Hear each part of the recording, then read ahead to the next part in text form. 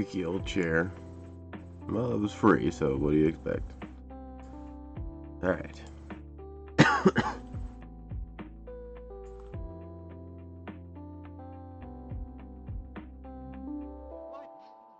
What?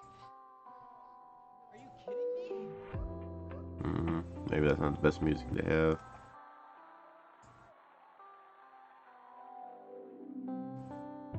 Alright.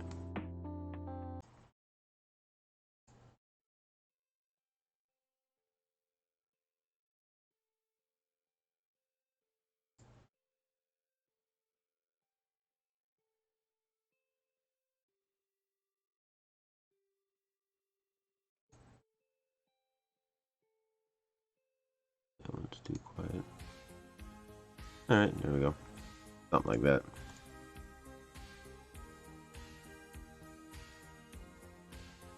Alright. So, back to practice. This one is going to be Mark Twain, I guess. I'm just going down the list of things they have.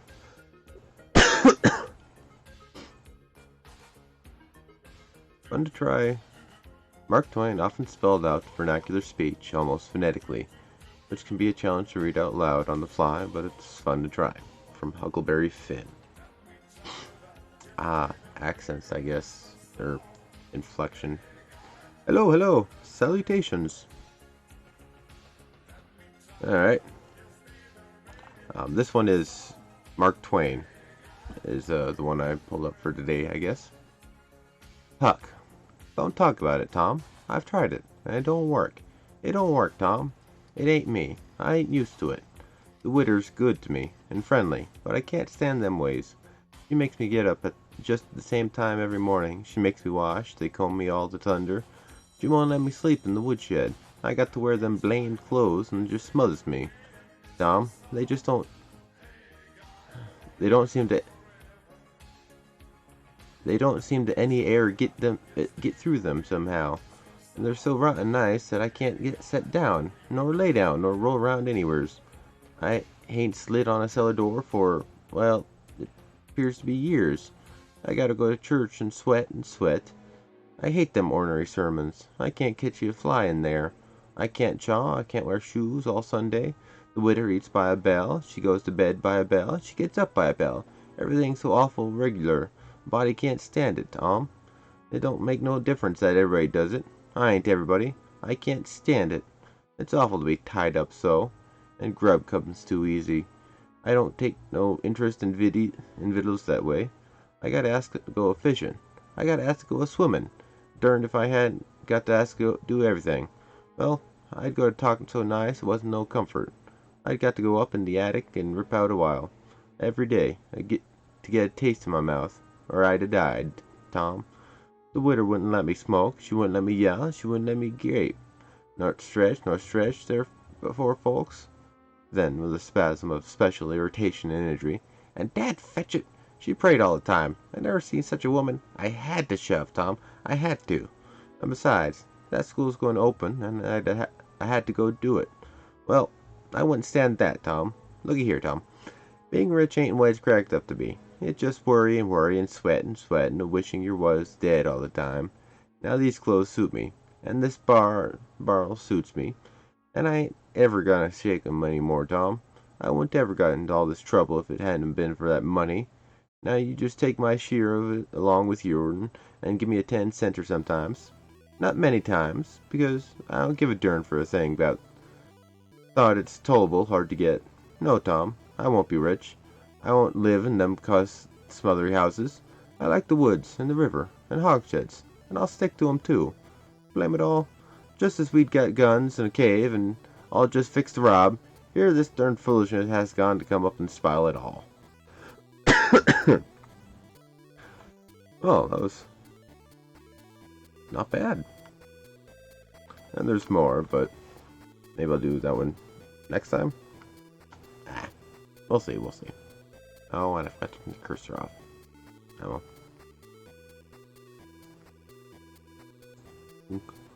Oh, yep.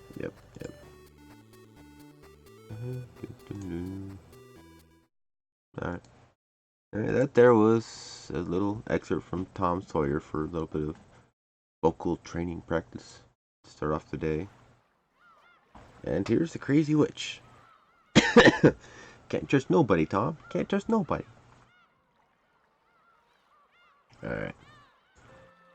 So, where did we leave off on here? Oh yeah, we jumped off the building twice. Does my beard look different today? I don't think so. Maybe I slept on it wrong. I don't know. Rider in the background? Yeah.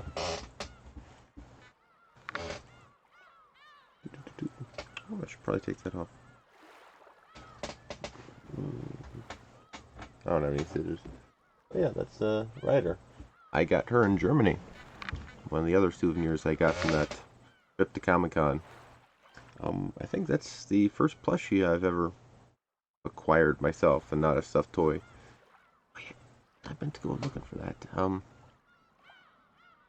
see if I can find it for you guys, but no promises, I can't remember. But yeah, Ryder. One of my favorite characters in the Fate Stay story. However, her true character is locked into one of the worst arcs in the story, or at least the one that's horrible. If that doesn't make any sense to those who haven't read it. But yeah, I like her character. She's pretty cool. But yeah, we last left off on Umineko with Angie jumping off the third story fire escape or what have you to escape pursuers who were trying to take her out. Landed on a car, got rescued by this dude with the ripped pants. I remember that. And he's driving her away, and he's so cool, son of a beach kind of guy, I guess. Oh yeah, and the crazy jazz music. I'm not overly fond of this type of music, but yeah. Anyway, picked us up in a car, drove like mad to the middle of the city, and that's where we left off, because I slept in yesterday because the alarm didn't go off. Well, not this time. I made sure of it. Made doubly sure, because I'm here. Anyway, let's get back into it. Oh, I've read Fate. I think it was actually the first visual novel I ever read. All 3 chapters. Man, that's well, not chapters, but arcs. What you would call them? I don't know. Yeah, they're totally separate. It's like each game in this one, but they're all unconnected except for a change of fate. Right. I can see if I have that somewhere. I can't remember what happened to it. Might have been on my old computer, might not have. I'll have to see. Maybe we can read that. It's a bit different. Magic and wizardry and stuff. And idiots. The main character is canonically stupid. And he doesn't realize it. Mostly. It's a running gag in the community. Anyway, back to the story of Umineko with maybe this idiot? I'm not entirely sure yet. It's been a while since I've heard that carefree tone. What happened after you got fired? I was coaching some people at Blackwater. When I came back to the country during my time off, President Okanogi offered me a high wage. So, you deserted again? I wonder how a man like that can be useful for anything. Doesn't count as desertion as long as I come back by next week. I talked with him yesterday. I was told that some troublesome people might come to call on you, lady. Sorry, that turned out to be exactly right. You're supposed to be facing that way, buddy. The road is in that direction. And that must be a really big car. My name probably came up since I know you, and I've got lots of crazy experience. Thanks to you, it looks like I'm in for a happy vacation, plus some pocket money. She seems really tiny. This is a big car, man. So, Okanogi-san employed you as my guard. What are you doing in the back seat? He probably wants to buy some gratitude from you, lady. After I got fired, I was indebted to President Okanogi in various ways. He's got some dirt on me here and there. Now you can't say no to him. Seems that getting indebted to Okanogi-san can be pretty costly later on. I watched a bit of Zero. Yeah. That was during a time when I was trying to watch shows with our previous internet provider, and I could only get so far before it's like, yeah, no, that's not worth it.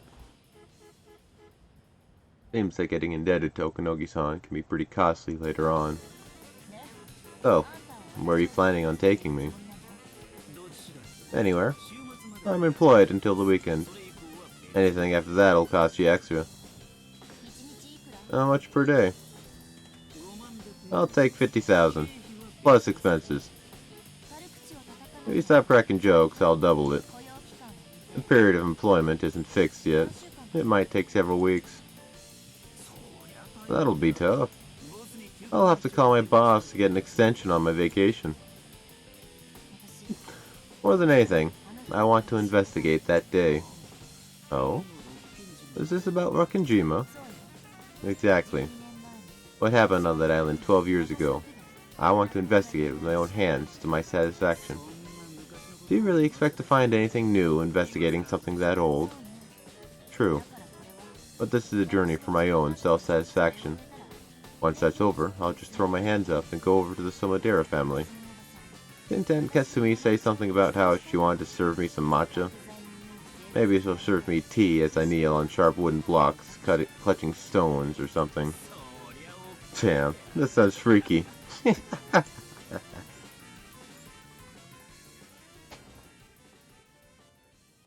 Jazz. Bit too energetic for the conversation they were having. My apologies, we lost sight of them. A single man, thought to be an associate, assisted in her escape. Judging by his possession of a stun gun and his driving skills, he's no amateur. I see. Thank you. What a shame, Okanogi.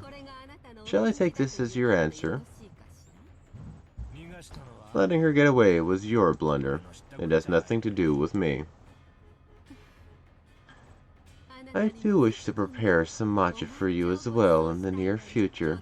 The next time you're in Kyoto, please stop by. I'm going. Oh, are you leaving already? I could offer you some chazuke first. God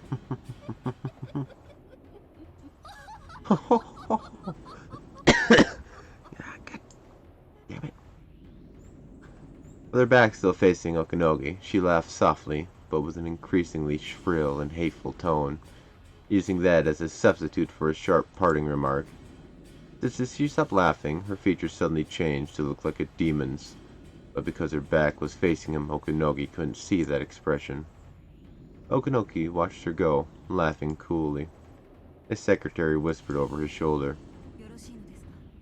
Are you sure about this? My Lady Angie is our company's primary stockholder. If the Sumadera family becomes her guardian...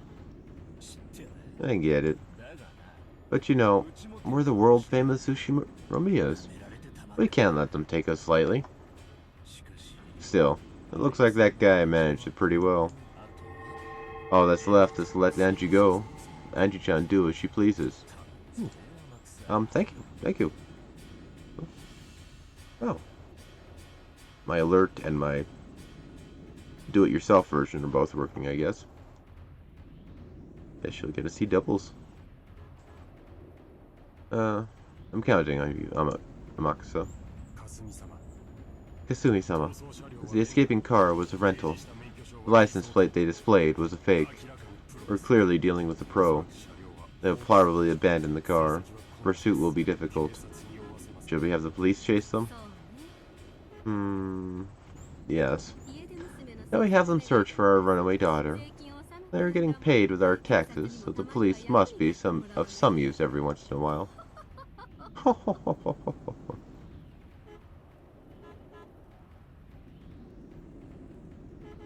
April, Rin, or Sakura?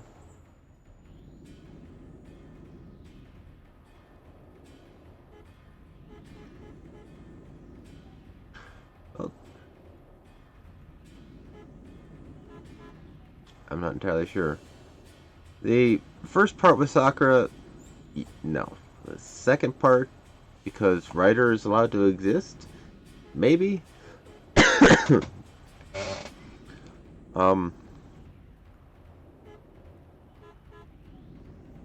That's an iffy one, but I'd go with maybe Rin, because it's not with Saber, who kind of deserves better, I guess. I don't know. It's a bit hard for me to guess on that one. The Sakura because of Ryder, not necessarily because of her. But if you don't count that, then I guess I'd go with Rin as a true answer. When I left the mansion, I boldly told Mother to leave it to me, didn't I? Do you intend to embarrass me further?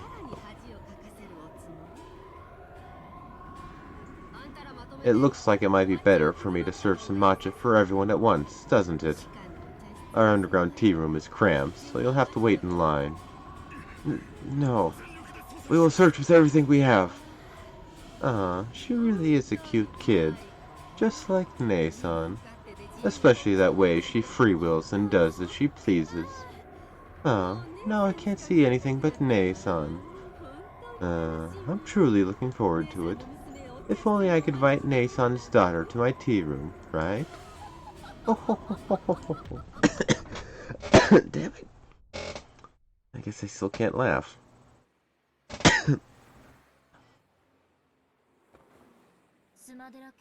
The Sumadera family sure moved quickly. Did Okanoki-san sell me out? You're joking. He's my client. If he sold you out, he wouldn't have hired me, right? I guess that's true. Oh, so that's why you got off the elevator at the 3rd floor. Him having a car waiting in the underground parking lot was just too convenient. I figured Okanogi-san sold me out.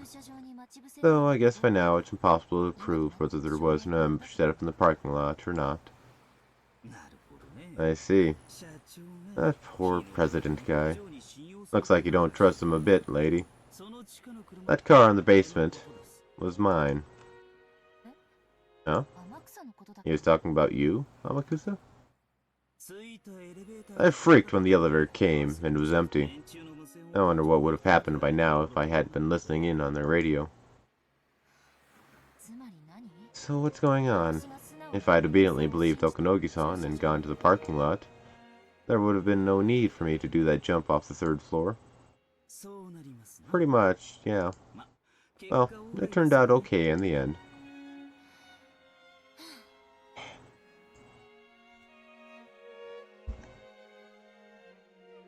What the hell?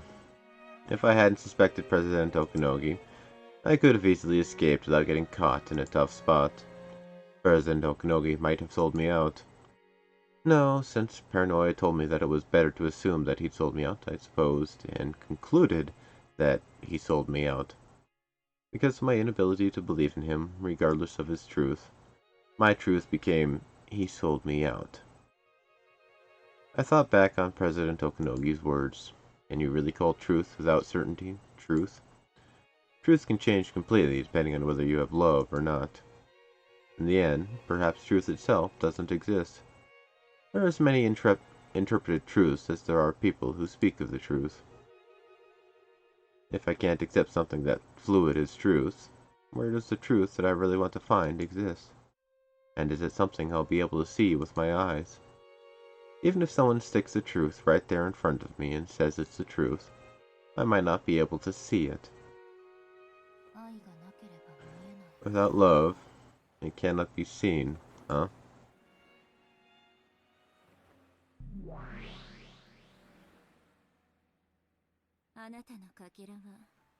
This fragment of yours is very lively. It doesn't bore me. You told me something. You commanded me to search for the truth of 12 years ago. But there's something I'm not getting. What's that? What is truth? There are as many truths as there are people. There are as many interpretations as there are people. And those can be twisted by opinions and changed indefinitely. Is truth really that unfixed and vague? That's right. Truth is unfixed. It can be like a particle or like a wave, and it can hold conflicting forms at the same time. You are free to believe that the cat in the box is alive or dead. Hey, I was actually thinking of that example. But the truth is very delicate. It can change its appearance just by being observed. You're talking about stuff like Schrödinger's cat box. Nonsense. If you open the box, you learn the truth. Discussion about what happens before you open it is just an armchair theory, as we understand it so far. That's right. And yet, in order to deny that abstract theory, you need to open the box. It is impossible to negate any idea about the contents of a box that cannot be opened. This is what truth is. As long as truth isn't denied, it keeps its form. That's right. As long as truth isn't observed, it keeps its form. That's a good way of putting it, I guess. In other words, if it isn't exposed, any reckless statement can suffice as truth.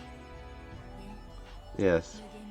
Even if they contradict each other, endless ideas can exist as truth at the same time, without being negated. Though even something as screwed up as my family being captured by the Rokkenjima witch and shut up for 12 years ago, for all eternity, it can exist as truth as long as we don't know what happened 12 years ago. This witch called Beatrice forcibly made room for endless imaginings in the Rokkenjima of 12 years ago, enveloping all of it inside a cat box. Everything inside the unopenable box is truth. That's right. We don't know what happened on that island, so it becomes endless. That's assuming no one opens it up. I just have to wrench it open. But that box was closed up 12 years ago, and I don't even know where it is. Even if I visit Rokkenjima, just what can I learn about what happened 12 years ago on that desolated island? Who knows? I wonder what you could learn. This is something that can only be done by the person who is able to walk around freely in the world of 1998, 12 years in the future. The final witch, Angie Beatrice.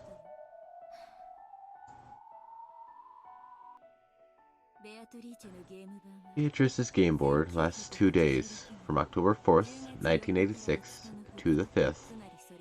In other words, you're a piece who can move freely outside her game board. And even Beatrice cannot influence this future that lies outside the game board. When you say it like that, it sounds like I'm a pretty overpowered piece. The future of 12 years later, in which you are placed certainly, is distant. However, the further a piece is placed in the future, the stronger power it holds. I told you, didn't I? The truth changes its appearance when it is observed.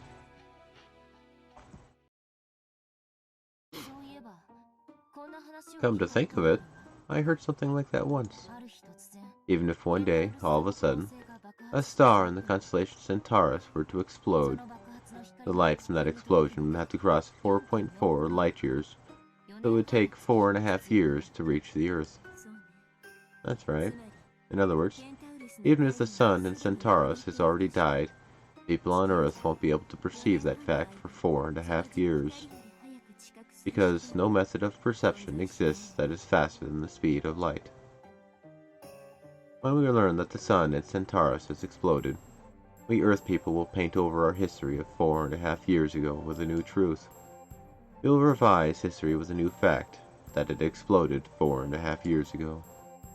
However, for the 4.5 year period until we learn that, despite the fact that it has already died, the mistaken truth that the sun of Centaurus still exists will be able to exist as truth. The truth of the future wins against the truth of the past. That's right. By itself. Sorry. That's right. By itself, the Rokkenjima accident gave rise to nothing but suspicion of conspiracy involving Antiva and the Ushiramiya family assets.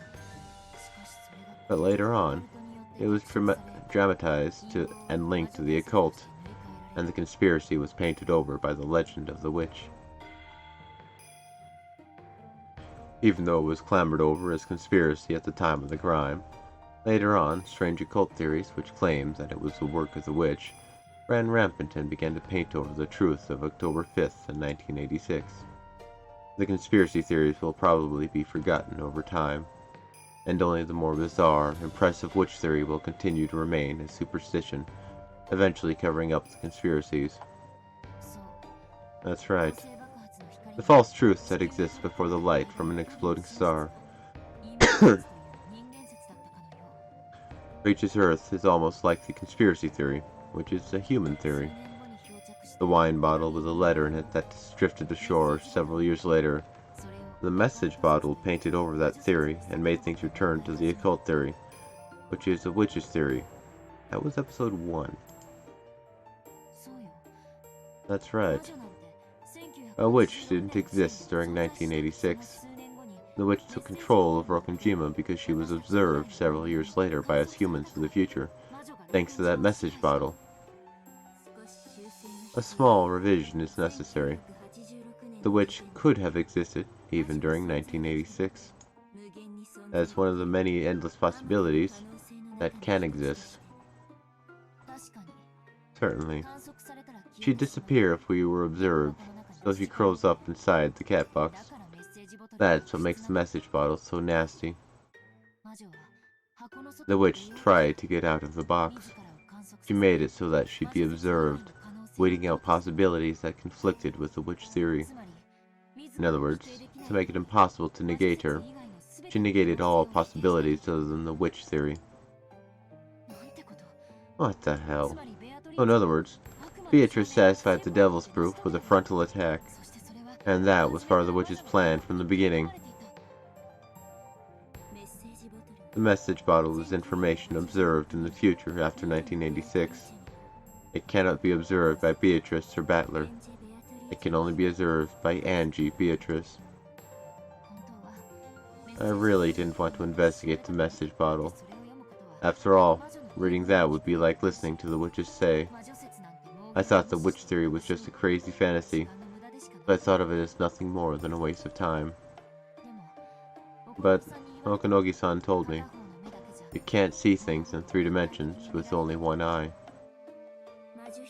You mean that while looking at it from the viewpoint of denying witches, you must also look at it from the viewpoint of accepting witches. That's a correct way of thinking. The number of viewpoints is like a denominator. If you have one viewpoint, the mystery in the numerator doesn't increase in the slightest. However, the more your number of viewpoints increases, the more the mystery begins to be divided. I understand. There was a message bottle that washed up on a neighboring island several years after the crime. That passed into the hands of a dilettante.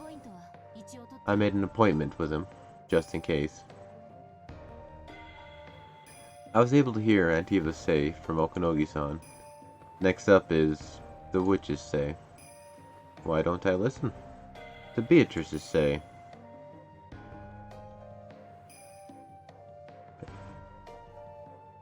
Umineko no Nakukori ni, Rondo of the Witch and Reasoning. When They Cry. Episode 4. And what are we on? Part 3? I realized I should probably start numbering, which, part we're on. The first day, October 4th, 1986. Oh. Back we go. Because just having episode 3 is kind of confusing for 50 episodes. 3 months left to live. It was last year when you said that, right, Dr. Nanjo? I only spoke of what I could comprehensively determine from his physical condition at the time. As a result, this year too, it just so happens. So, even though it's doubtful whether Dad will last until the end of the year, he's still totally focused on his occult research. And you still say he has only 3 months left, Doctor. Like I said, Kinzo-san's... Shouldn't you be happy that our respected father is still in high spirits? Out of a sense of parental respect, each one of you is so eager to greet Father. I can see how upset you are that he's unwilling to meet with you. Considering that everyone has started aiming for the inheritance while the sun is still in the sky, I can understand why Father wouldn't want to see you. You've got it wrong, Natsui-ne-san. We just, Dad isn't immortal, and he'll die someday. We aren't telling him to die, we're just saying that he will die sooner or later. We're just talking together about how to prepare for that. Oh, hello there. I got a buddy. Carry on, buddy. Go somewhere else.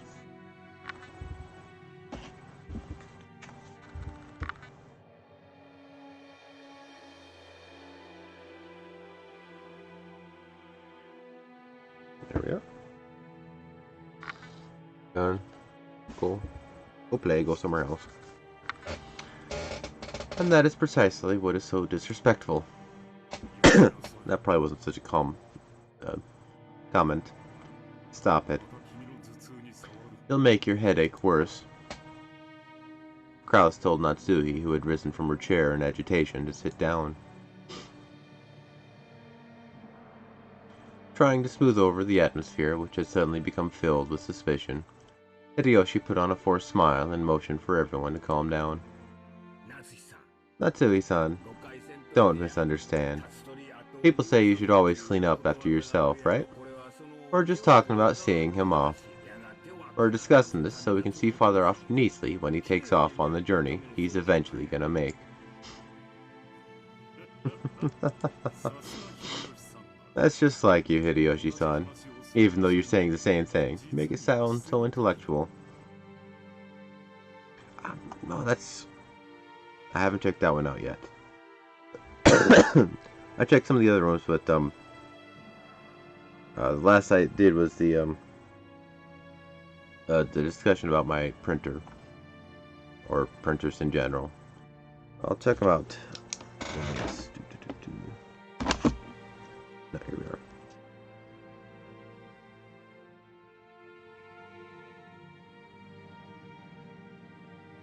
And I always welcome... This chair is annoying. I need to pick up the V40 like for sure today. I'm always open for new music suggestions. Whether I like them or not is irrelevant. I'll at least give them a shot. And my musical knowledge is stunted. I don't know a lot, so I appreciate any playlists, any music, any of that stuff. So I'll take a look at it afterwards.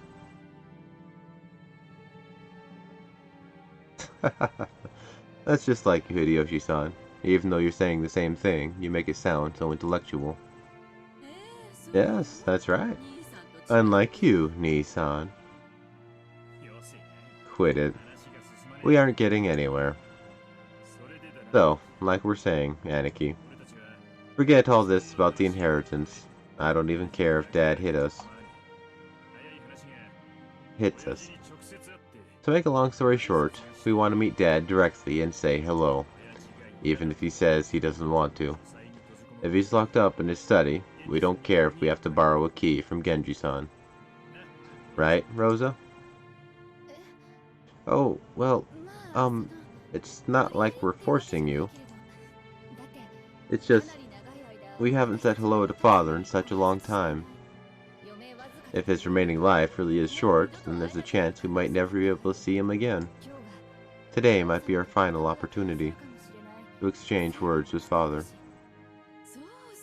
That's right, just like Rosa says. If he only has 3 months left, it wouldn't be odd for him to pass away at any time now, right? Are you saying that despite that, we don't even have the right to talk with him one last time? Regardless of the circumstances, isn't that just a bit too much?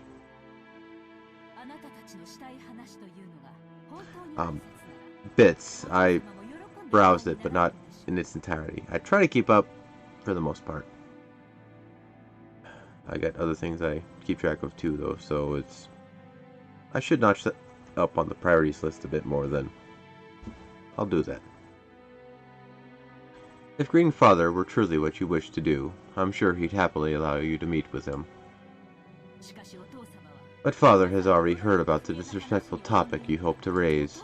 No one would want to meet with you under those conditions. The reason you cannot meet with Father is because of your own doing and nothing else, is it not? Exactly. You shouldn't have to rack your brains to understand why Father doesn't wish to see your faces, right? Father has seen through all of your tight financial situations. What are you talking about? I don't have a clue what you're going on about, Nissan. Did you really think I didn't know about the state you're in?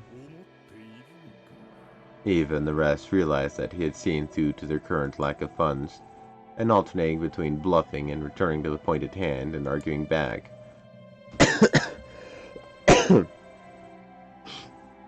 They repeatedly pressed Kraus to let them meet with Kinzo. The sweet smell of the black tea Rosa had gone out of her way to buy had been completely wasted. The only thing she was glad about now was that the children weren't here for this.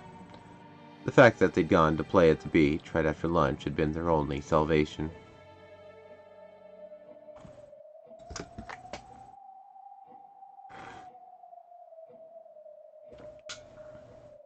It's not a sentence to read while trying to drink.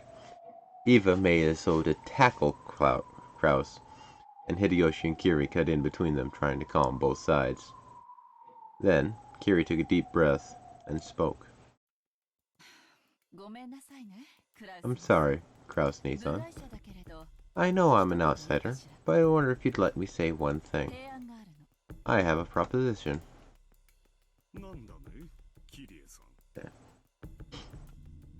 What is it, Kiri-san? First, and this includes my husband as well, for many years we have belittled the efforts you've made by living with Father and taking care of him. Isn't that right? That's... well... we've got it easy since we get to go outside, but Aniki's been babysitting Dad for decades now, and that must have been a lot of work. I'll accept that, but what's your point, Kiri? We must acknowledge that Kraus-Nissan is Father's caretaker. Isn't that right? We've always feared Father, and have pushed the task of caring for him into Kraus-Nissan. Everyone should acknowledge his efforts. Isn't that right, Eva-Nissan? And so what? Nissan is Father's caretaker? Don't decide things on your own, outsider. Hey now, calm down. Kiri-san, what are you talking about? Kiri, please continue. We should be more grateful towards Kraus-Nissan and Natsuhine-san. We should thank them for always taking care of Father. It's our lack of gratitude that's to blame for these wasteful conflicts we keep having. Isn't that right, Kraus-Nissan? I'm surprised. I did not think you, Kiri-san, would be able to understand our efforts, which even my true siblings have not stopped to consider. It's a natural duty for the successor to the Ushimiya family headship. That's right. It's your responsibility as the successor to the headship, isn't it? It's because you take care of father that we must acknowledge you as the successor. Hey! Why are you bringing this up all by yourself? You're just an outsider. Wait, Aniki.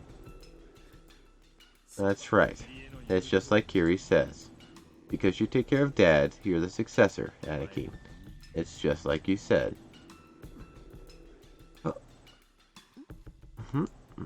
Rosa noticed, and then Eva did.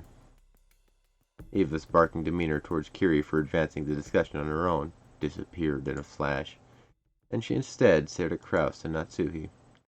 Natsuhi couldn't understand that sudden change and was slightly flustered. Kraus, Nissan, if you'll accept just a few conditions, we won't ask you to let us meet father again until he dies. Of course, we won't demand to be present at his deathbed. We wouldn't even mind being absent at the funeral. Oh? Where are you going with this? But I may as well listen for now. Let's hear your terms. First, the term successor to the headship refers to the caretaker of the current head, Ushiramiya Kenzo. And then, second, the duty of the caretaker is to look after Ushiramiya Kenzo for the rest of his life. To make things simple, the caretaker's job is to care for him until his final moments.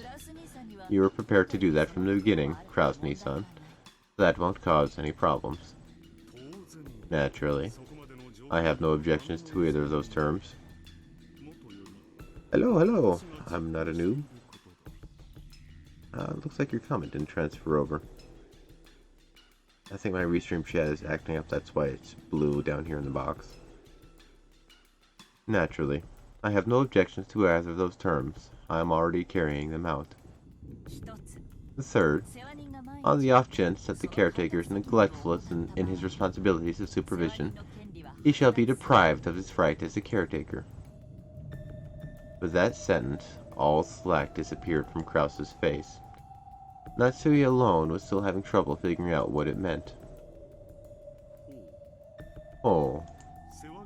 And just what are these responsibilities of supervision that the caretaker bears? It means supervision so that father can live the rest of his life in the best possible health. I'll be more detailed than that. In the case that father dies, anything other than a natural death, the caretaker will be deprived of his rights as caretaker, and his status as the successor of the headship will be lost. If that happens, the next highest in rank, Eva Neisan, will be selected as the successor. What did you say? How can you shamelessly speak such nonsense? Oh. My, the caretaker certainly has a heavy responsibility. However, people can die in many ways. For example, senile old people sometimes die when food gets caught in their throats. Normally this is called death by old age in its broadest sense. But with your argument, that becomes a death by accident, and I bear the responsibility of supervision. This is unjustly disadvantageous to me. I have no intention of forcing such an unfair argument on you. I'm referring to the kind of things that the caretaker could have prevented beforehand by taking good care of and keeping his eyes on father. It may be the caretaker's job to carry food to father's mouth, but whether he swallows it or not is clearly outside the caretaker's responsibility. I would have absolutely no problems with the example you raised, Kraus Nissan. Oh. So, what kind of case are you referring to that might cause the caretaker to be blamed for making a blunder? For example, if he disappeared. Oh. It seems that right now, father is in firm control of himself, but dementia might begin to set in. He might wander around when you aren't looking and get into some kind of accident, or he might get lost in the forest and go missing. Wouldn't this type of case clearly be the responsibility of the caretaker? Father's mind is perfectly healthy. There's no need to bring up dementia. One day, suddenly, I saw father go into the forest. I chased after him, but I couldn't find him. I called the police and searched, but after being unable to find him after 7 whole years, I had him declared illegally dead. My point is that we won't accept it if you use a story like that to treat him as dead. When father passes away, an autopsy will certainly be carried out, and we will confirm that he died of old age in the most general meaning, within the bounds of common sense. A death of any other cause will be held as the caretaker's responsibility. See? These are all things you have toiled away at all this time, Kraus-Nissan. These aren't strange conditions or anything of the sort, right? You are mocking us. Disgracefully so. I find it hard to imagine why my husband must be coerced into a rule that disgraces him in this way. Actually, I've been suspecting it since last year. No, everyone here probably suspects it as well. Even Nei-san and Hideyoshi-Nissan, Rudolph-san and Rosa-san too. Everyone has suspected it the whole time, but it was so frightening to imagine that no one actually said it.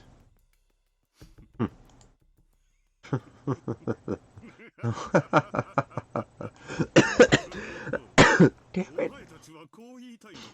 I see. So this is what you were trying to say. That father is already dead, and that I have been hiding it. Ah, that's right. That's one of the theories I thought of as a key to solve the last mystery in the previous game. You mean the very last bit, the mystery of who killed Dr. Nanjo. That's right. The witch definitely said a lot in red. She mentioned the names of all 18 people and announced whether they were alive or dead, and then she claimed that there were no humans besides them. But with this theory, I can weave my way through that gap. I see. So, this is one of the answers that doesn't cause those two to contradict. Makes sense. See what I'm saying?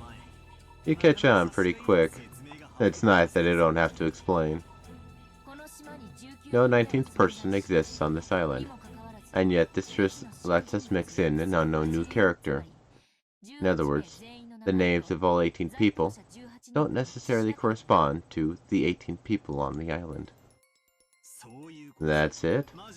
The witch mentioned the names of 18 people, one after another, and announced whether they were alive or dead.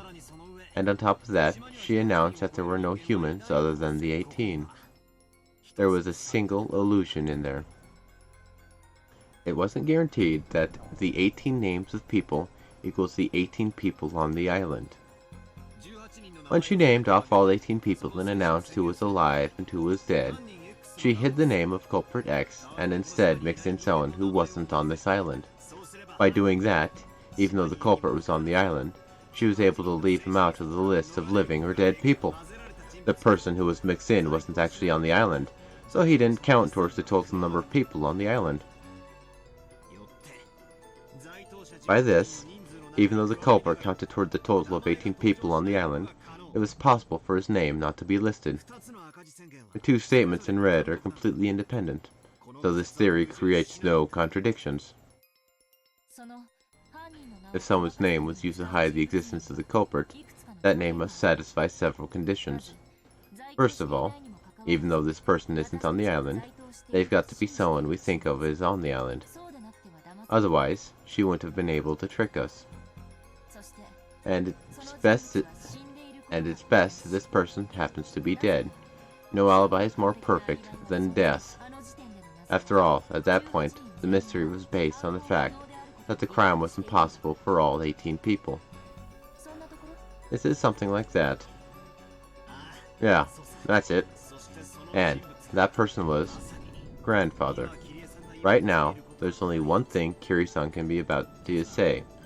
We thought grandfather was locked up in his study, saying that he didn't want to meet anyone.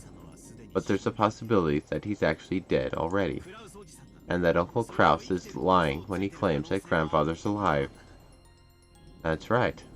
Grandfather was closed up in his room the whole time, and no one saw his face. Maybe he was already dead, and Uncle Kraus and the others were conspiring together, trying to trick everyone.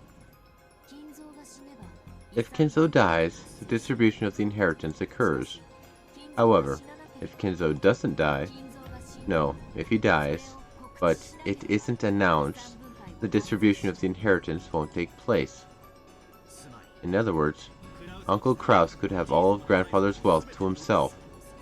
That's right, he's got more than enough motive. Maybe a 19th Person X really doesn't exist on the island, but a Person X existed, and that person was the 18th person. In other words, there were originally 17 people on the island, not 18. Then, an unknown Person X snuck in and committed the crime. How's that, Beato?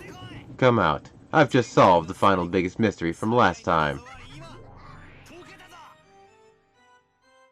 As Battler claimed that forcefully, the crisp sound of clapping came out of nowhere, and the surroundings turned bright, becoming the usual witch's tea room.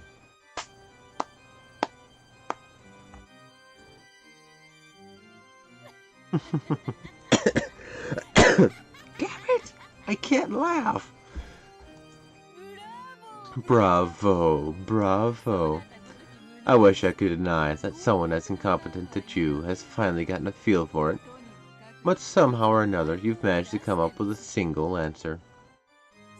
Even a lump of concrete can stop thinking. So,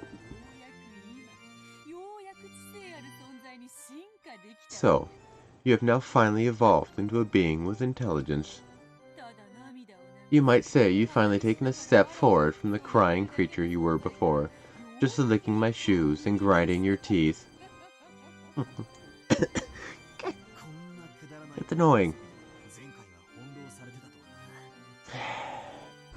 I can't believe that stupid wordplay threw me for so many loops last time. My lameness pisses even me off. Alright, Beato. Repeat it. If you can announce that the 18 people on the island included Grandfather, just try and do it. Yeah, you can't, because he was already dead. This is the end of your deception.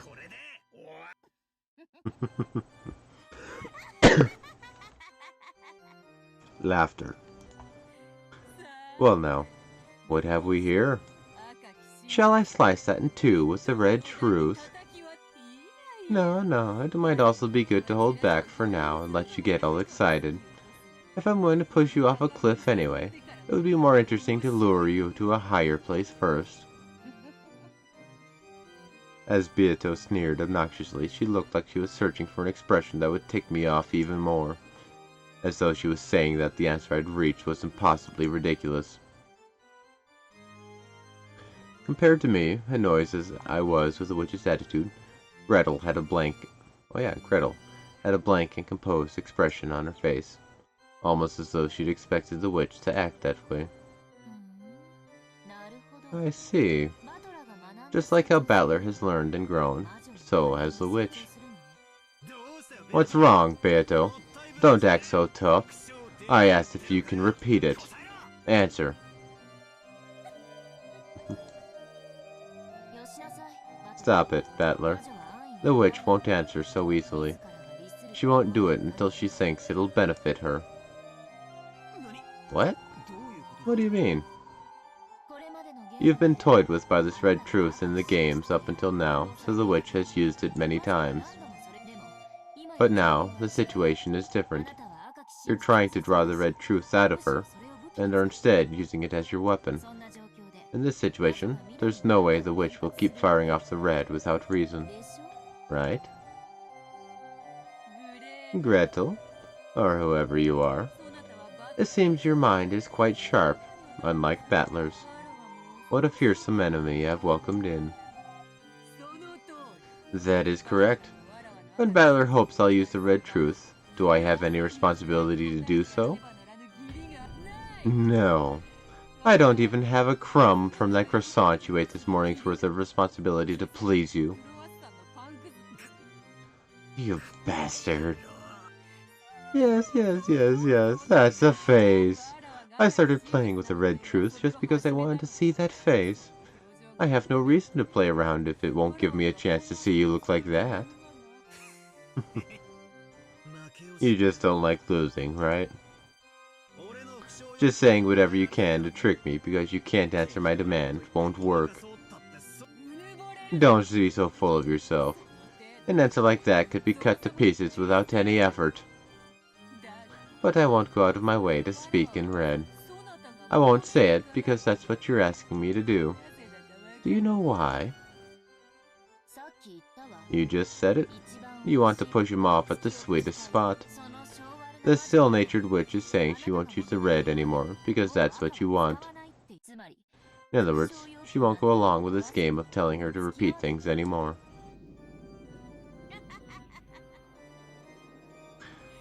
Exactly.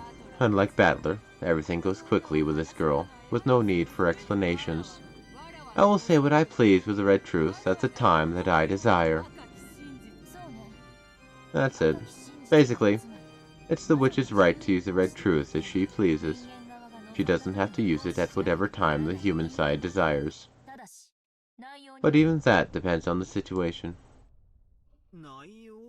The situation? What do you mean? The witch has no responsibility to respond when you tell her to repeat something. But it does become a responsibility if, and only if, your claim can destroy the witch theory. After all, in this trial court without a judge, that which is not refuted becomes the truth. Just like how the witch theory made by the witch will instantly become truth if you collapse and stop thinking. Then, since she doesn't have a counter-argument for my guess, that means it's right? It's right that the culprit is the mysterious 18th person X, and grandfather is already dead?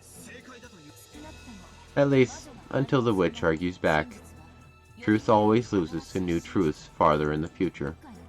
The tricky part is that even the timing of the counter-argument is up to the witch. In other words, maybe your reasoning just now was correct, or maybe the witch is refraining from arguing back even though you're wrong. Or the witch may be ignoring it because it doesn't shake the basis of the witch theory in the first place. But either way, we can't tell the difference at the current time. Is that more or less it?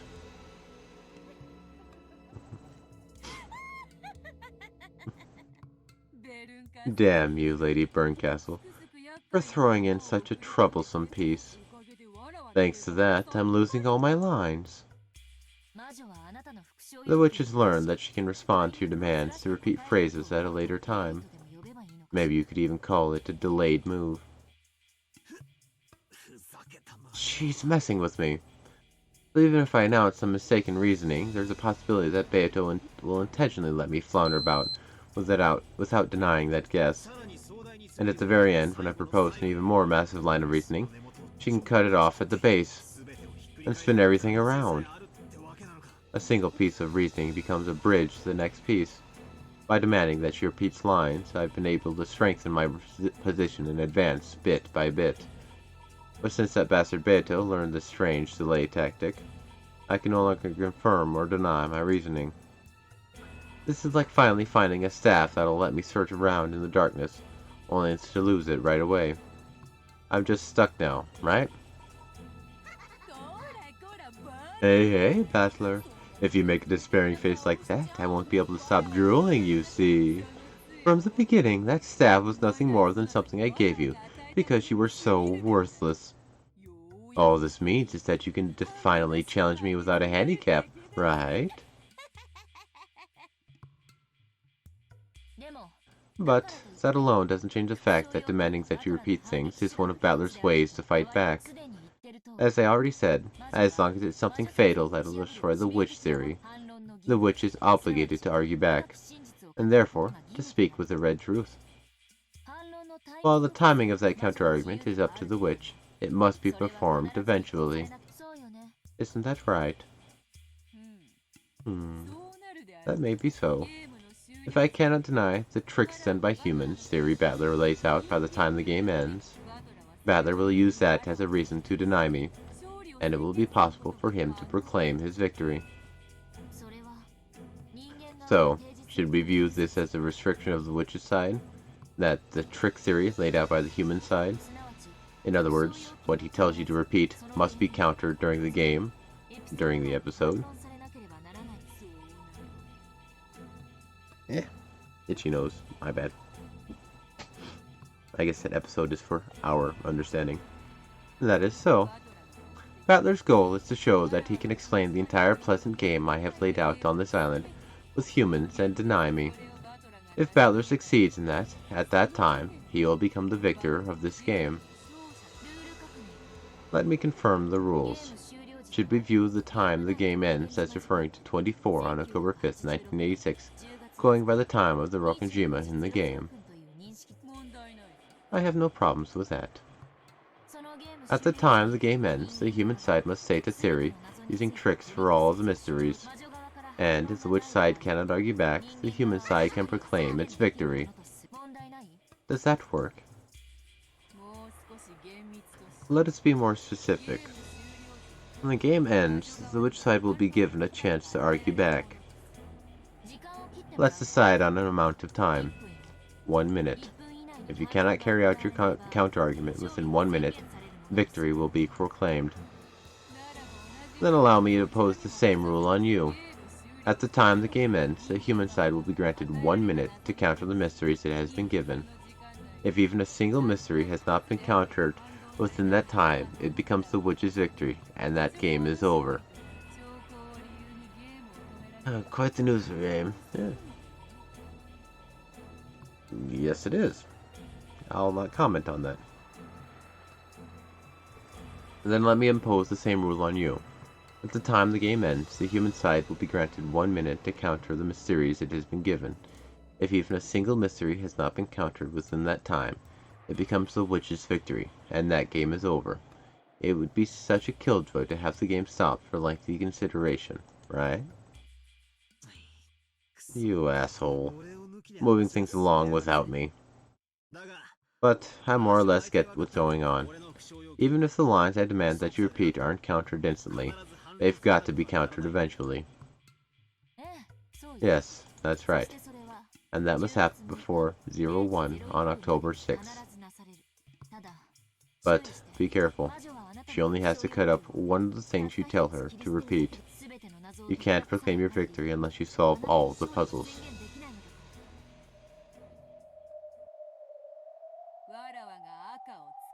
Just as I can use the red, from now on, I will allow you to use the blue, Battler. Blue. Like my shirt, blue.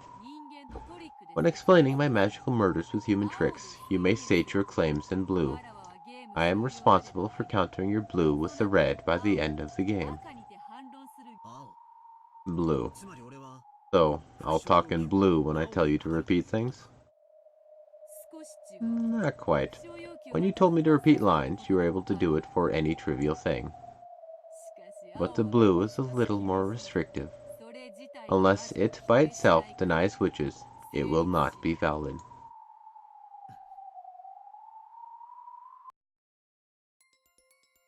It's starting to get confusing, but it's more or less something like this. For example, let's take one of the riddles in the past where I asked her to repeat something. The actual number of master keys is 5. That had been to confirm that there really were 5 master keys, when she claimed there were no more than 5. But since that by itself wouldn't deny witches, I can't say it in blue.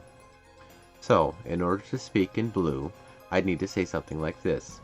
The actual number of master keys was greater than 5.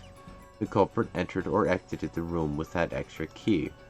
Only then would the witch, who claimed that this was a closed-room murder made with magic, be responsible for making a counter-argument.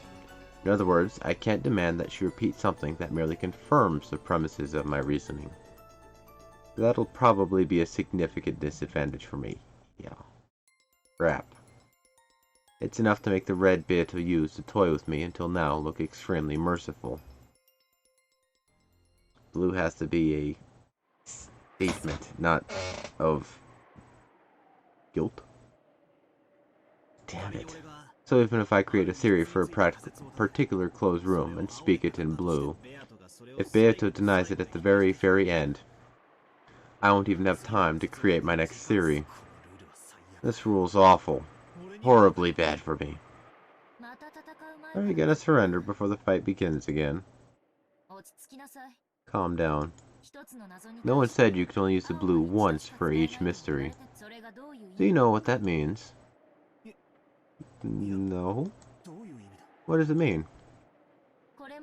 In the pitiful way you've been fighting up until now, you've made a single theory, glanced at the witch's complexion, and if that one didn't work, you'd then start making another theory. You won't corner a witch like that. And how should I fight? You don't mean... Yeah, that's right. You don't attack her riddles with a point. You assault them with a wall. You said so yourself in an earlier game, that the force of your reasoning should be like that. Assault with a wall. That's right, I said so myself earlier. Guessing and trying to expose the mystery is like trying to shoot a distant target with an arrow. Until now, I've just been shooting off arrow after arrow, asking the witch if I scored a hit, and then preparing my bow again once I'm told that I've missed. There's no way I'll hit at that rate. Bullets might be a better example than arrows. If you take one shot after another at a distant target with a handgun, you probably won't hit it easily. So, how can you hit it? A handgun doesn't work. Use a shotgun. Instead of a single bullet, beat her down with a shot comprised of countless projectiles at once. Shot scatters, so it impacts a wide area. That makes it optimal for shooting small, fast targets like birds. I think snow hit my roof. That's right. There's no rule that says I have to guess like a pistol, shooting one shot off at a time. Making a single theory and just hoping that it hits is no better than stopping your own thinking. Blast away with a massive number of bullets, of guesses, and make them impact like a wall, so that only one of them hitting the target is enough. Blue, huh? I get it. If your red truth is a razor-sharp katana, then it looks like my blue is a shotgun. No, a machine gun whose firepower will turn the witch into a honeycomb. I see. So it's an awkward gun that fires many shots. Advice for the reader too. I'd imagine too. Just throw everything at her until you get hit. Throw everything until something hits. That's how you win. That sort of crude analogy is just like you. The climax of a detective novel is always the same. Oh yeah, guns are also anti-magical in nature. The famous detective gathers all the suspects at once and displays a single trail of logic that works splendidly. Almost like William Tell spectacularly shooting through an apple with a single arrow. That's why I mistakenly took that to be a virtue. It probably would be splendid if I could shoot through the truth with a single guess. But that isn't realistic. Look at real wars. Do they really have everyone pull long guns out of the trench, aim really well, and take shots at each other one at a time? They don't, right? They fire rapidly. They fire all over the place. They pin down the enemy with a barrage. And yeah, that's actually how battles work. That's why guns have multiple ammunition. You don't sit there, aim, and take a shot. You spray the area. If something hits, it will kill them. So just more is better, in general. I have some military friends. Reasoning is the same way. Because of that weird virtue, I've been stuck thinking it's better to take one line of reasoning at a time. We humans can fire off countless guesses and possibilities. We are insanely good at that. The bullet is the power of imagination. Suspension is the thought of a clogged barrel. Like flat Earth. You can't prove it. You can't prove it. It might be true. No, we can prove it. You're just not accepting it. The pathetic way I've been reasoning up until now is like a pea shooter. I've been so lame, weakly firing off shots, getting them denied and read, and then taking the next bullet and reloading. My blue truth with claims that all humans and tricks are what's real will overpower its target, the illusion told by the witch, with its firepower and the force of what I can imagine. This is my Ushramia Battler's fighting style. Spray and pray. Yep, that's it. It helps if you can spray in a right angle, not just wherever, but that still has a chance of hitting something. Thanks to you, I figured out my true fighting style. Thanks, Gretel. You're welcome. Makes me think of how pathetic I was before. Yeah, it's like Beato said. I've had a handicap up until now. I'll acknowledge that. New rule. Understood. I have my own way of fighting. I'll show you it. That willpower is good. I like it. Then, try using it right away, this blue truth of yours. Yeah, I'll use it. With this blue truth, I'll break apart your witch theory, which states that only a witch culprit was possible because everyone had alibis. Maybe not at yourself yet, but there's kind of a cone behind you that's you shouldn't shoot at. But you never know, it might be under the armpit behind you. To the guy trying to stab you in the back. Maybe. Or you could always go the famous samurai suicide to get the guy behind you. If you survive that, it might work. It's an option. Not a very well or wanted one, but it is one. This is my truth. Ushimura Kinzo is already dead. Therefore, the true number of people on the island is 17. By adding an unknown person X to that, it becomes 18 people. By supposing that this person X exists, the crimes will be possible, even if all 17 people have alibis.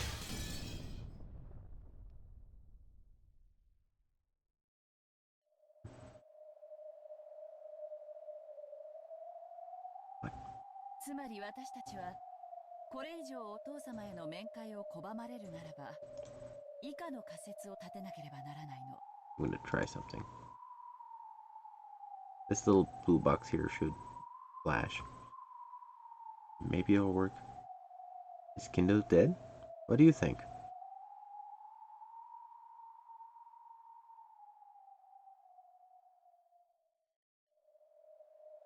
Yeah, see, it keeps popping up with that error.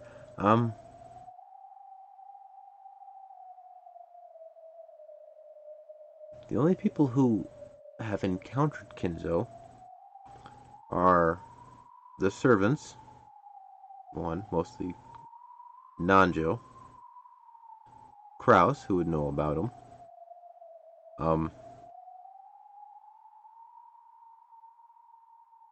if we work back with the other episodes, Natsuhi from the first one, when she went in and was praised for being things, but that still could be mistaken because she was the only one who did it. I think Eva did it later. No, she didn't.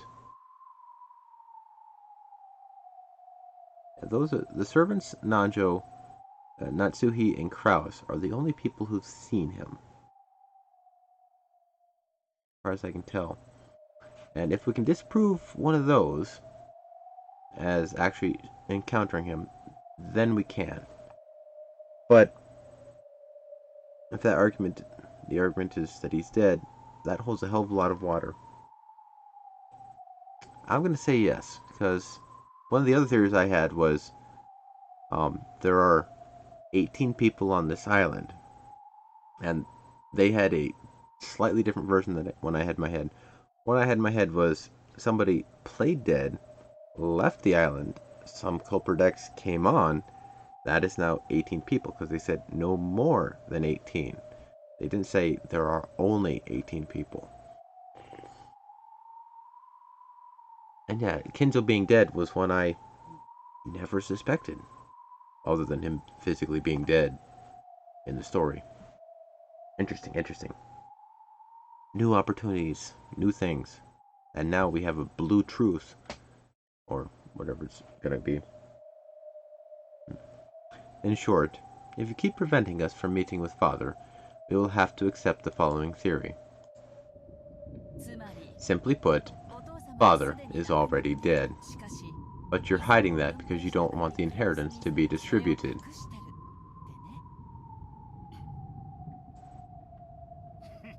Ridiculous.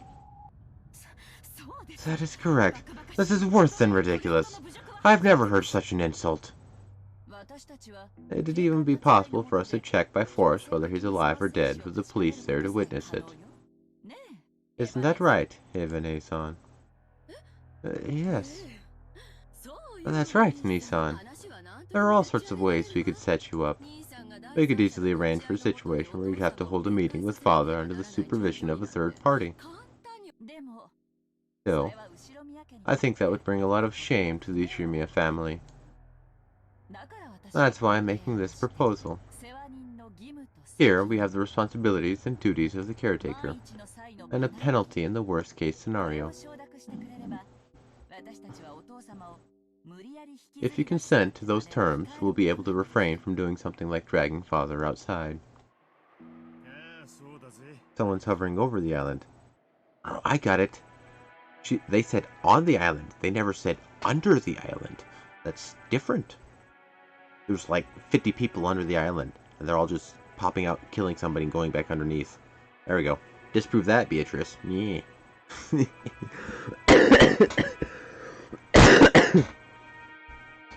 See?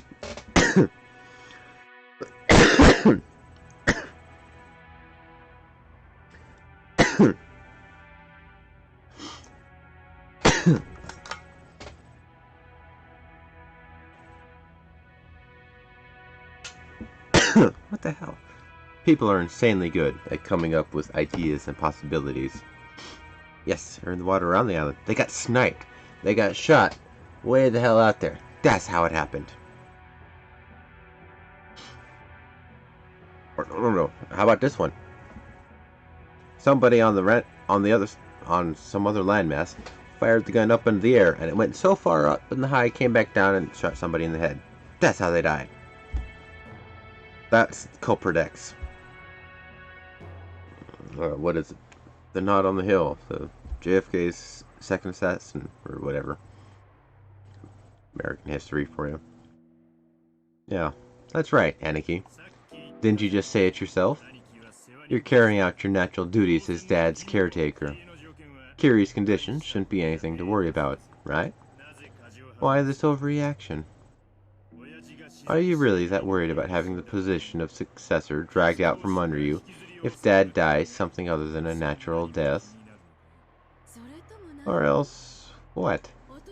Do you have some reason to think Father might die something other than a natural death? How could I? I see. Now I too understand how Father feels. How pitiful his later years have been for him, unable to even to die as he pleases. Yes, his later years have been pitiful. And the thought that these later years are already something of the past is exactly what you were suspecting. You could completely clear this suspicion away just by letting us meet with Father. So even after being humiliated by us this much, you still won't allow us to meet with him, Kraus-Nissan? Father is probably already dead. The corpse may have been disposed of in absolute secrecy, and after taking all of the wealth for yourself as Father's agent, you will make it seem that he disappeared until 7 years pass, making Father a corpseless member of the deceased. I'm sorry, but please don't take it badly, okay? I'm just playing detective here. How rude can one be? You have no right to stay in this mansion. Leave immediately. I won't permit you to cross the threshold of this house again. It worked last year, but you used up your luck if you thought it would work this year too. Father is in a bad mood, so he can't meet with us. That was plenty suspicious last year, and yet you're doing it again. If you really wanted to fake being Father's agent and grab up all his assets, you should have done it a little more speedily, making him disappear without waiting for today's family conference. You really are naive, Kraus-Oni-sama. I have no idea what you were... However, if it's a fact that Father's in a bad mood, and you're preventing us from meeting him as part of your responsibilities as his caretaker, then it's a very wonderful thing you're doing. In that case, if you just accept our conditions, everything will be settled here and now.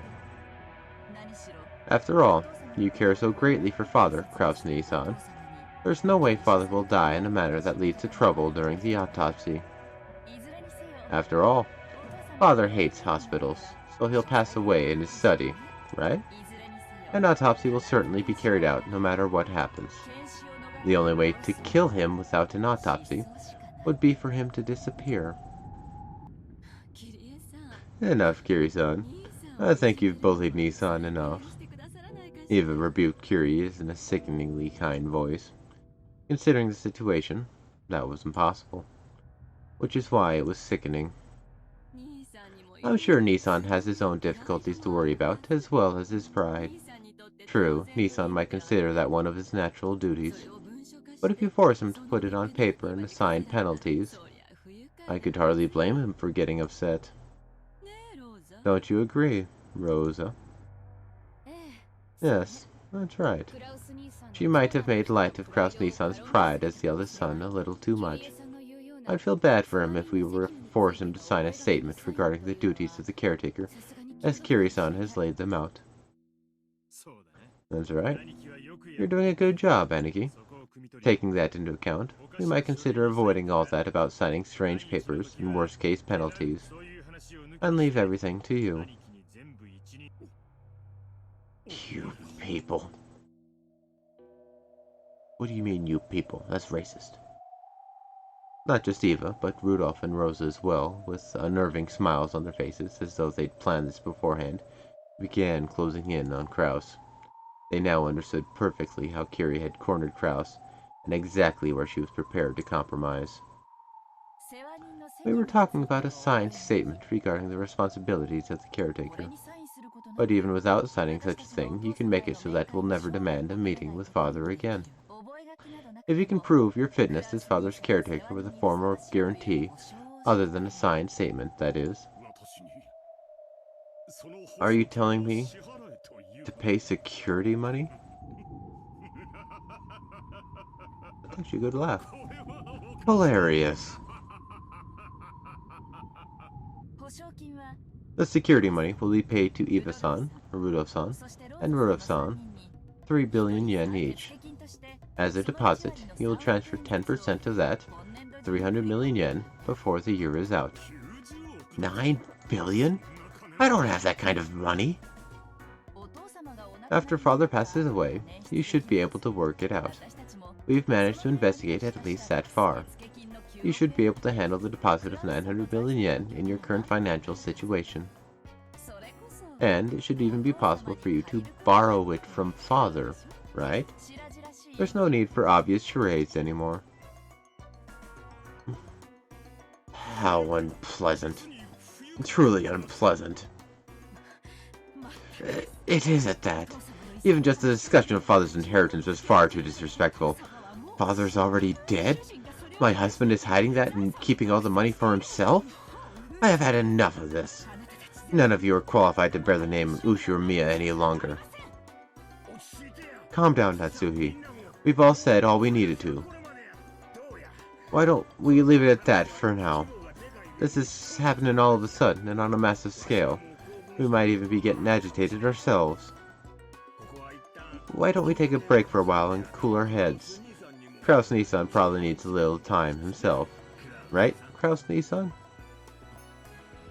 Time? And why would I need something like that? Don't worry. But we aren't thinking of anything shady. We're just so eager to see Father that we started grumbling a bit. And Kraus Nissan, I know real well how you're dying to get back at us the things we've said. If you're willing to go so far, then you just need to let us meet with him. Right? Isn't that right? You just got a bit stubborn, and it felt awkward to say you'd let us see him after saying we couldn't all those times. Isn't that it? Right? It certainly does seem that my husband has lost his composure slightly, just like the rest of you have. We were only refusing stubbornly out of respect for Father's desire not to meet with everyone. Indeed. That's right. It was turning into another sibling fight like the old days, and I started feeling stubborn as well. Let us cool our heads. I understand how much you all want to meet with Father. I will pass that on to him. I'll find some way to convince Father to meet with you. Will that do? Yeah. I think it'd be okay to give Kraus Nissan some time to persuade Father. Yep. We're counting on you, Aniki. Please persuade him to meet with us. After all, you're Dad's caretaker. And as for persuading him, let's set a limit on it to sometime tonight, okay? When tomorrow comes, we'll confirm Father's well-being, even if we have to break down the door to his study. You have no problems with that, I take it, Nissan? Do as you like. I see. It seems even the time I've been given to persuade him is short. Let us go, Natsuhi. We shall ask him to join us for dinner at least. Alright. Kraus left the parlor with Natsuhi. Once their footsteps disappeared, Hideyoshi took a deep breath, smirking and flopping out of the sofa. Smirking.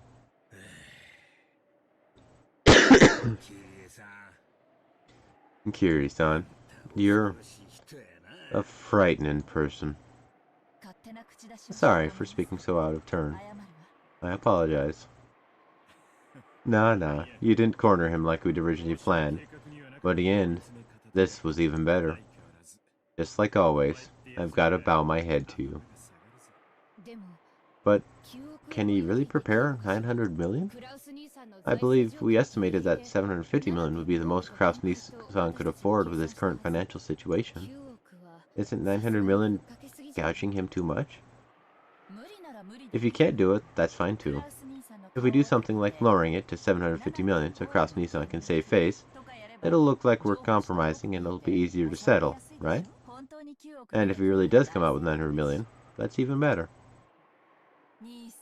Nissan is probably having a strategy meeting with Natsuhi-san about now. It really will be interesting to see what kind of twisted logic our proud Nissan comes up with as an excuse. Convince Father? There's no way he can. There's no way to convince someone who isn't even there.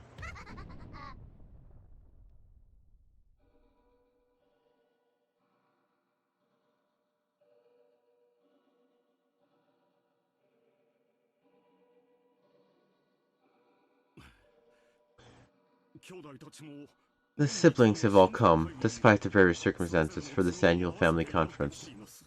Kraus and Natsuhi could be seen in Kinzo's dimly lit study. Every once in a while, thunder could be heard, and the dimly lit room flickered with a light. It seemed that the island would be closed off by the storm very soon. Father, please, just this once, show those disrespectful people the majesty of the head. It's useless. It's all useless.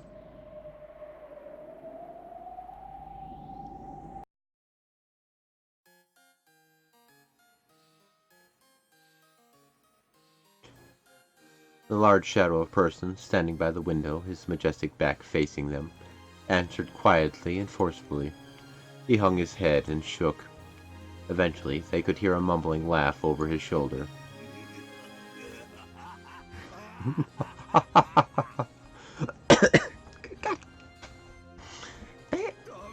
It's useless. It's all useless.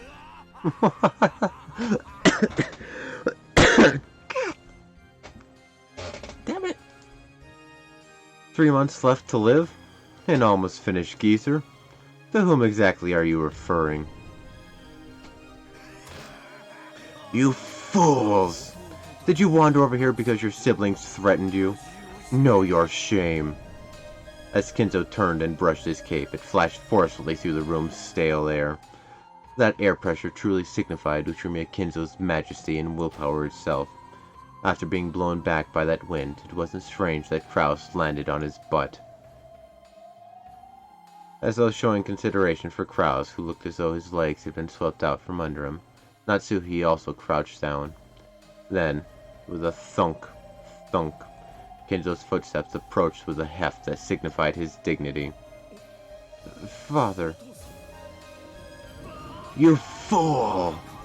I heard from Canon.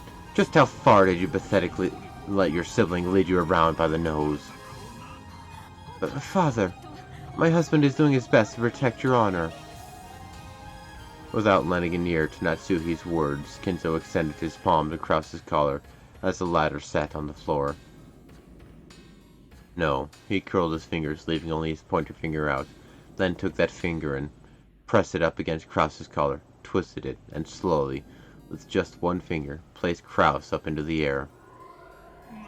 You really are a pathetic fool. You let your wife speak in your defense? If you have an excuse, give it yourself. What? Krause clawed at the air. Kinzo's brawny finger was choking him. He couldn't even open his mouth, much less talk. However, even if he had been able to open his mouth, as he was now, there was no way he'd be able to think up an excuse that Kinzo would accept. Still, how could this power be described? No one would call Kinzo an old man after seeing his superhuman strength.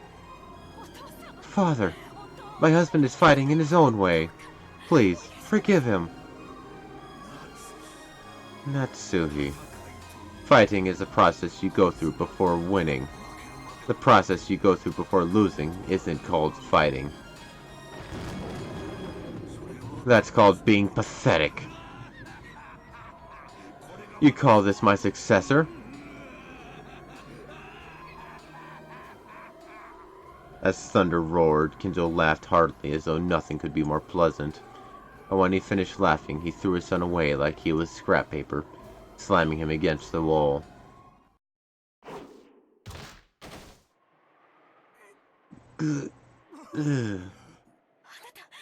Dear, are you okay? Krause slid down the wall, rubbing his throat as though in pain. Natsuhi ran up to him and looked after him. But without showing any interest in the two of them, Kinzo returned to the space near the window as though he had been there the whole time, and looked up at the thunderclouds of misfortune. I thought I would have no regrets in my life. If only I could meet Beatrice. But it seems it won't go smoothly. It was promised from the beginning that nothing received from the witch would remain. However, the Ushirmiya name is not the property of the witch. Who is fit to succeed that name? It seems that this alone must be resolved by my own hand. Rejoice, Krause. I have changed my mind. Father. So? I have no desire to have dinner with you cowards. However, I will attend the family conference afterwards. Wait. Didn't he appear in one of the... in, like, the second episode?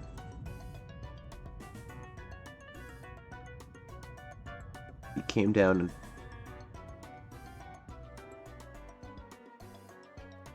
Well, I think that was still... I think that was just a, they were talking about them. He was talking. They were talking about them. Flash sideways, I guess. I can't remember. I have no desire to have dinner with you cowards. However, I will attend the family conference afterwards. Father, thank you very much. There. I shall make a great announcement regarding the succession of the head. I will resolve your foolish quarrel myself.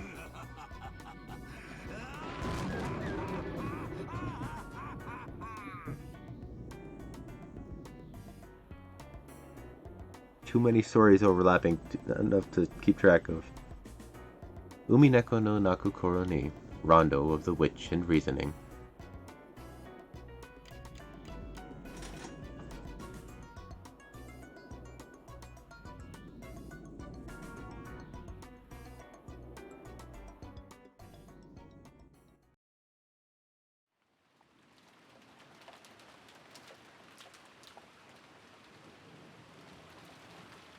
I can't remember.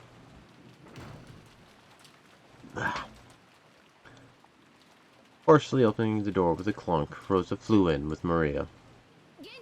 Is Genji-san or anyone there? It doesn't matter who. Bring us a bath towel. There was already a full-blown typhoon outside, and it was starting to pour down hard. Even though she'd had an umbrella, Maria had been in the rose garden amid all that wind and rain the whole time. She had grown ice cold. Maria had gotten into a minor fight with Rosa in the rose garden, and had been told to stay there. She had done as she was told, and had continued to wait in that spot even though rain was pouring down. Rosa certainly had gotten a little emotional and angry, but Maria's stubborn whim was probably more to blame. The cousins, who had seen that exchange, were relieved to see that mother and child were close to each other again. Rosa scrubbed Maria's head with a towel. She seemed overcome with worry that Maria had caught a cold, but Maria herself was nonchalant. Are you okay? You didn't catch a cold, did you? Maybe we really should go back for now and get a change of clothes. Oh, I'm just fine. More importantly, I'm hungry. The food's better than changing clothes. Oh. Kid logic. She looks okay, Aunt Rosa. She's gotta be if she's this spirited. It's a really good thing she had an umbrella. I was thinking she might get soaked to the bone. The fact that she had an umbrella certainly is a silver lining. But, Maria...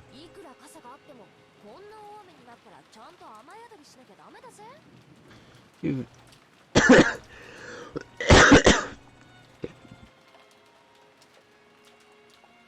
Even if you have an umbrella, you gotta get to shelter when it starts raining so hard, okay? Little girls definitely shouldn't let their bodies get cold. Tea or hot chocolate, there we go. With marshmallows and witches and stuff. Little broom stir stick. Ooh. It's okay, Jessica-chan. It's Mama's fault for telling her to stay there. I'm really sorry. I'm really sorry. Oh. I'm a good girl? I'm a good girl for doing what Mama said? I stayed there even though I was cold. Stayed there until Mama came. Ooh, ooh. Yes, you really are a good girl, Maria. You did exactly what Mama said. Very well done.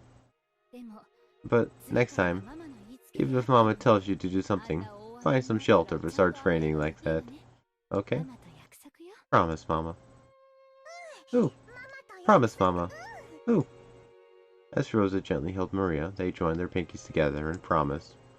Battler and the others realized that by touching her mother's pinky, the warmth had started to return to Maria's body. Canon-kun, thanks for the towel. That really helped. Then, if you would excuse me. As Canon bowed with a blank expression as though he'd done nothing that required gratitude, he left the parlor. Okay, it's already dinner time. Let's all go together. I'll even give Maria my dessert for being so good. Ooh, really, Mama?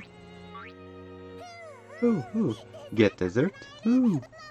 Love Mama, love Mama. Hey, Maria, don't jump around. Mama loves you too, Maria. Love Maria, love Maria. I love Maria too. Love Maria. Love Mama. Ooh, ooh. Ooh, ooh, ooh, ooh. Rosa and Maria looked really close. Even the cousins who watched started to feel a long forgotten warmth fill up their chests. You know, that might be the age when you're on your best terms with your parents. It wasn't like that for me. Mom was always yelling at me to study, study, study. That's because they love their children. A parent's love isn't always gentle and indulgent. My mother was strict with me too, but now I realize that it was because she treasured me so. Ooh, ooh, ooh. Love Mama, love Mama. Love Maria, love Maria. So, shall we get some food? Let's be friends and hold hands. Ooh, be friends and hold hands. Mama and me, friends, friends. Yes, that's right. Mama and Maria are friends. We'll always be like this. I love you, Maria.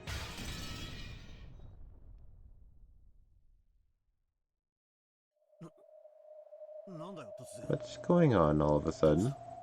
What's up? The sudden sound had come from the teacup Gretel had been holding, which had fallen and smashed. Alright. I got careless. Sorry for dropping it. The cup on the floor had smashed to pieces. Would it really have made such a sound and smashed to pieces just by being dropped from that height? Even so, the sick-headed butler could realize that she was in a bad mood over something. But he couldn't understand why she had suddenly grown so displeased. When she made to bend over and pick up the fragments of the cup, Ronove appeared out of nowhere and stopped her. You will injure yourself. Leave the cleanup to me. Shall I bring you another cup of black tea? I don't need it. I guess the demon's black tea just doesn't match my taste. Oh? To think there's someone whose tastes aren't satisfied even by Ronove's tea. I must respect your discerning palate. I'm getting bored, so I'll go out for a second. Bored? Wait a sec, this is where things start to get interesting. About now, Maria's probably going to say that she got an umbrella and a letter from Beatrice again, right? This is the essential part. Excuse me. Sorry. I'm counting on you to clean this up. Leave it to me.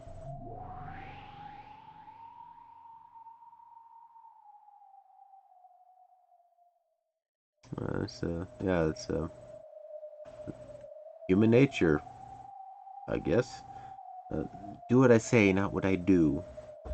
Type of aspect, type of thing. Or close enough. We'll see a telephone picture? When we see a telephone picture, it'll be a good time to end the stream. Alright, I'll take your word for it. Or maybe I'll push ahead and mess with you. Without saying anything else, Gretel disappeared of her own accord. Her form literally melted and disappeared into thin air. There was definitely a displeased expression on her face. But neither Battler nor Ronove, and of course not Beato either, could understand why her mood had so suddenly worsened. All that remained was the scent of the black tea she'd spilled. There was a possible explanation, but it's a flimsy one at that. I don't like it. No. To be more blunt, it disgusts me. Who?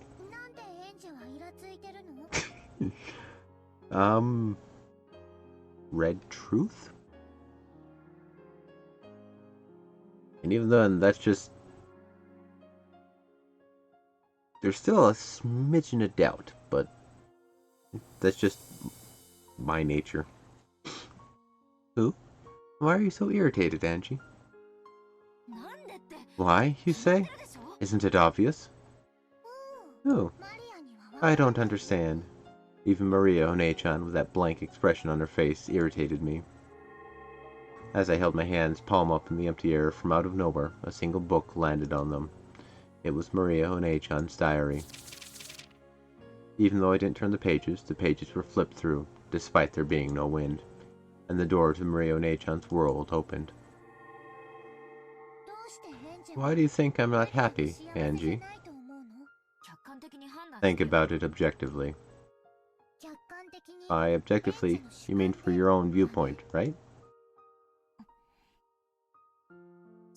Are you trying to say that the truth is different for me and you, Maria One-chan? Truth can change its form depending on the observer, and observers from the future always overwrite that form. Angie, what are you trying to do to my happiness? The pages of the diary were flipped through at greater and greater speeds. Then a brilliant light poured out from the depths of the diary, swallowing everything up and painting over everything with white.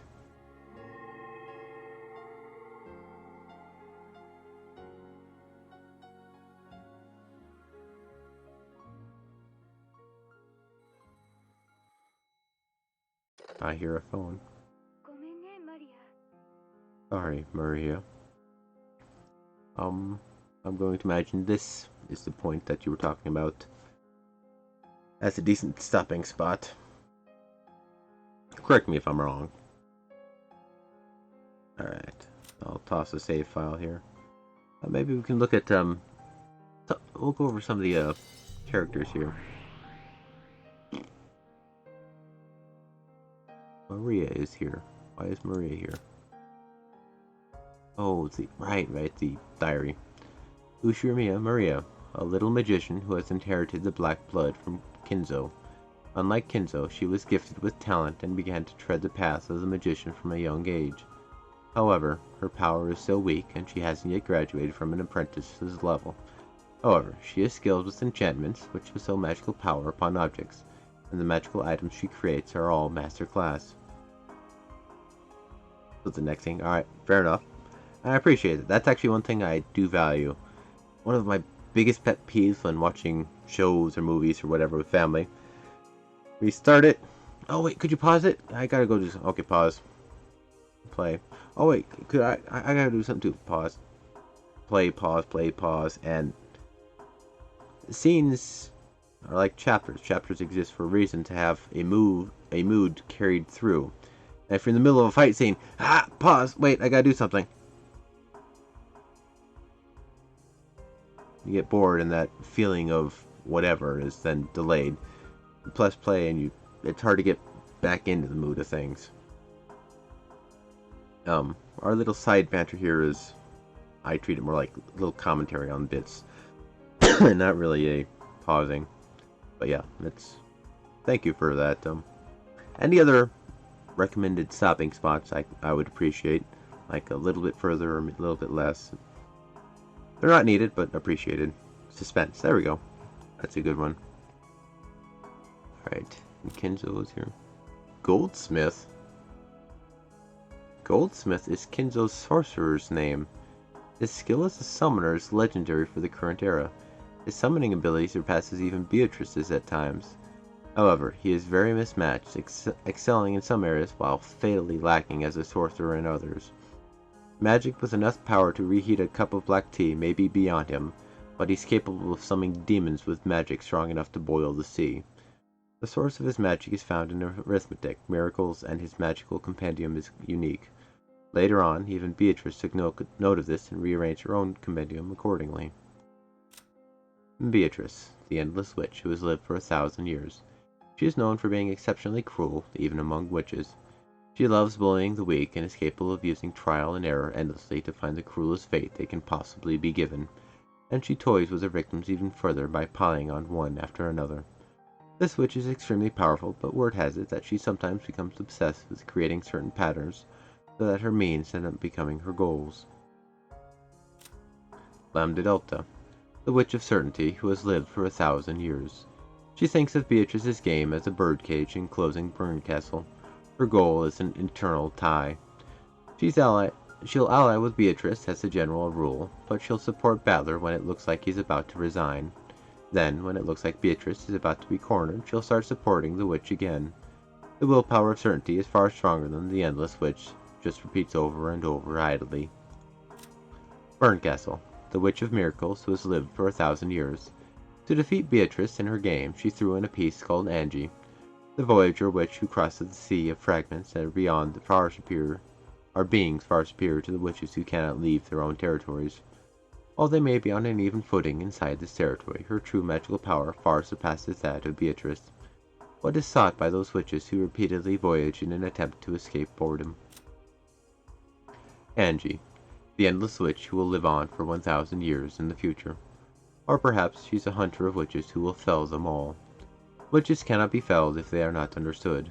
Witches cannot be felled even if they are understood. To understand witches and yet deny them, only this contradictory power gives her the blade with which to fell witches.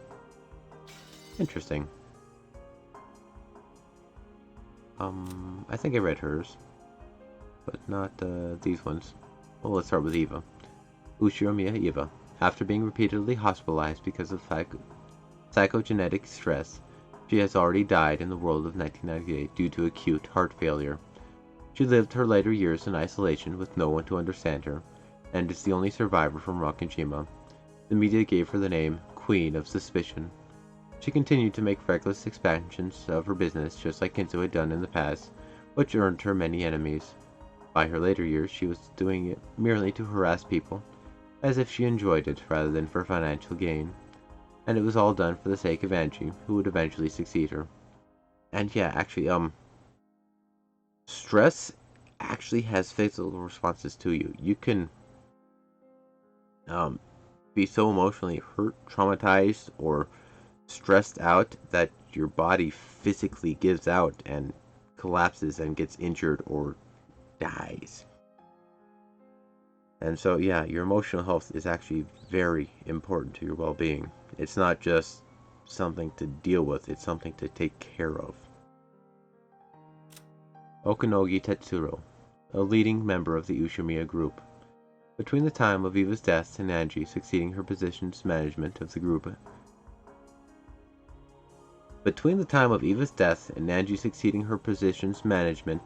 group, has fallen to core members like him in her stead. However, Angie has no desire to inherit that role, leaving the group on the brink of fracturing internally and putting Okanogi in a difficult position. He was once the president of a foodstuff distribution company and had an intimate relationship with Hideyoshi's business. Because of that long-lasting association, Eva trusted him particularly, and he was appointed to an important post within the group. Ushimiya Angie. After throwing herself off the top of a skyscraper, she miraculously survived unharmed. After that mystical experience, she threw away everything and went on a journey by herself to learn her past. Can she break through Beatrice's magic from her position 12 years in the future? Amakusa Juza, a former guard of Eva's. He's fundamentally a thrill-seeker, willing to take on dangerous jobs for very little pay. At one point, he did work as a guard for Angie, but after repeatedly violating Eva's strict orders not to speak to her, Eva grew to dislike him and fired him. Angie seemed not to mind having him around, as he would often chat with her. This man, who has traveled between the Japan Self-Defense Force, the Foreign Legion, and non-governmental military companies, has skills in counter-sniping and protecting VIPs. Counter-sniping, that is an actual valid skill. Alright, and that's all of them. Do her again. Sumidera Kasumi, daughter of the declining noble family Sumidera, Ushimiya Kiri's younger sister. She despises her sisters, and by extension, Angie as well. She's the opposite of the freewheeling person Kiri once was, and holds appearance in high regard, possessing a strong ambition for philanthropy. However, this is all just a craving for the limelight caused by the complex she has towards her sister. There are several opposing factions in the Sumidera family, and they're constantly engaged in a secret feud over who will control the vast wealth Angie holds. Don't forget to save. Don't forget to save. Reappearing characters from another story. Okay, that's pretty cool.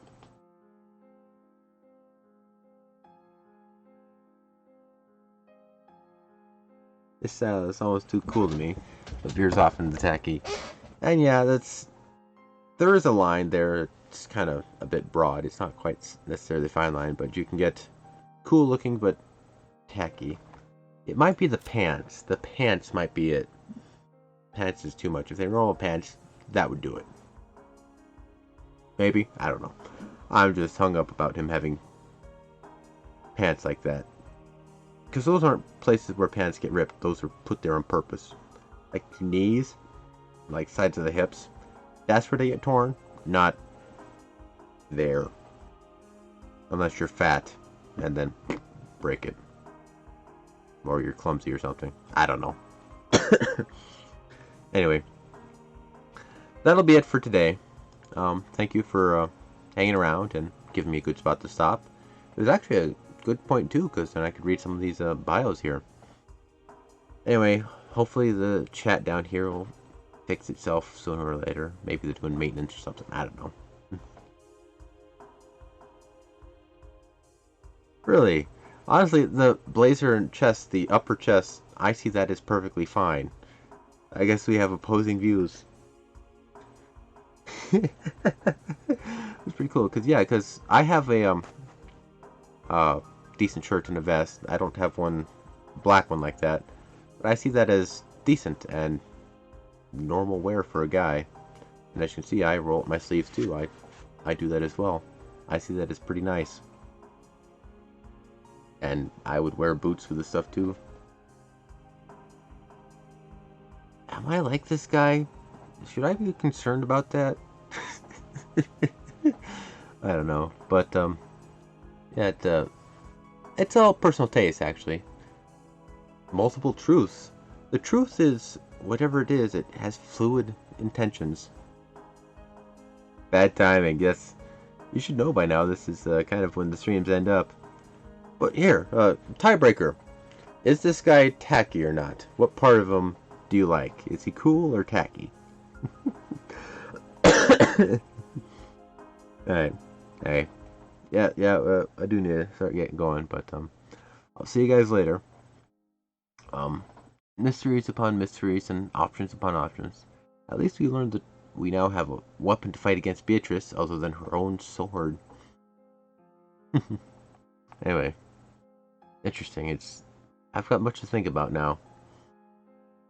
See you all later. Come up with your own theories. See who... We should start a betting pool. Whose theory on what works is closest to what actually is true. Anyway, see you all later.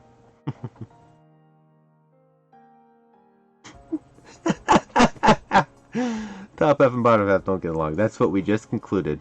I like the top half. Strange likes the bottom half.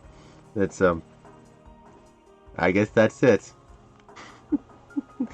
See you guys later. Have a good one.